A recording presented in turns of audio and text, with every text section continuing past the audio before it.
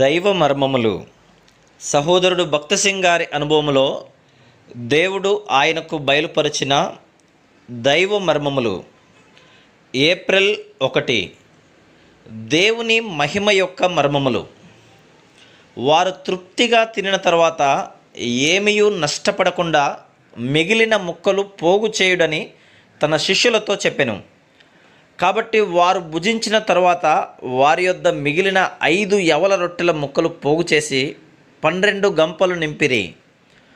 యోహాను సువార్త 6వ అధ్యాయము 12-13 వచనములు.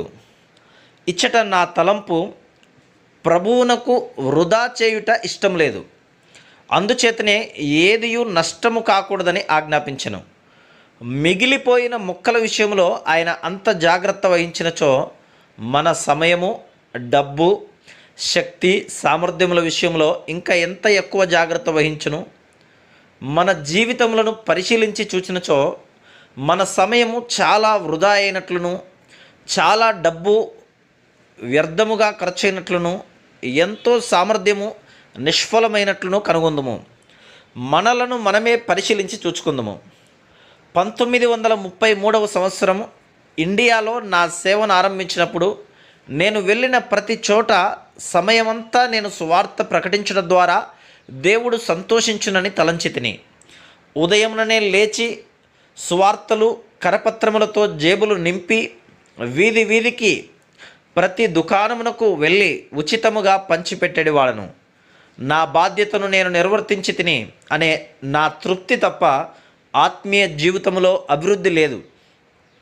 ప్రభువా, నాలోనున్న తప్పేమిటి అని ప్రభువునకు ప్రార్థించగా, నా స్వంత శక్తి జ్ఞానముతో ప్రభువును సేవించుచు నా సమయమును వృధా చేయుచున్నానని ప్రభువు జవాబిచ్చెను.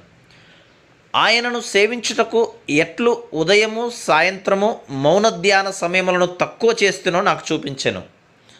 నా అజాగ్రత్తను బట్టి పశ్చాత్తాపపడి మొదట ఆయన చిత్తమును తెలుసుకునే వరకు వేచియుండి తర్వాతనే వెళ్ళి సేవ చేసేదనని తీర్మానించుకొంటిని.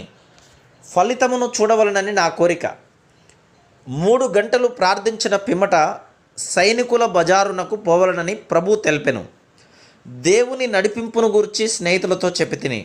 వారు అది ఎంత దూరమో తెలియనా, 4 మైళ్ళు, ఇప్పుడైతే 10 గంటలు, ఎండ తీక్షణము, రేపు పోవచ్చునని. ఇప్పుడే సైనికుల బజారుకు పోవాలనని ప్రభువు చెప్పాను.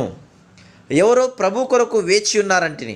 విధేయత చూపి మేము ఆ స్థలమునకు పోగా ప్రభువు మాకు ఒక్క ఆత్మ కాదు, అనేకమైన ఆత్మలను సిక్కు, హిందూ, మహమ్మదీయ మతముల నుండి అనుగ్రహించెను.